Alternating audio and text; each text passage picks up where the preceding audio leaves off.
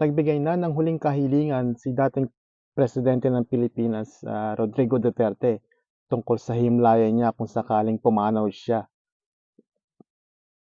Kung sakaling sa The Hague, Netherlands daw siya matigok, gusto niya daw ay sunugin ang kanyang bangkay. Gusto niya daw i-cremate na lang siya. Kinumpirma naman ito ni Vice President Sara Duterte. Sinabihan daw siya ng kanyang ama na kung sakaling sa The Hague, Netherlands daw siya maabutan, ay ipa-cremate na lang daw siya doon. Ayon kay VP, yung ashes na lang daw niya ang iuuwi. Nireplyan naman ni Sara Duterte ang kanyang ama na i-discuss na lang daw sa ibang okasyon yung tungkol sa cremation dahil itong si Vice President Sara hindi naman daw siya pro-cremation. Tinanong naman ng media kung ano ang feeling niya tungkol sa pahayag ng kanyang ama. At sinabi naman ni Vice President na naiintindihan niya naman yung kalagayan ng kanyang ama.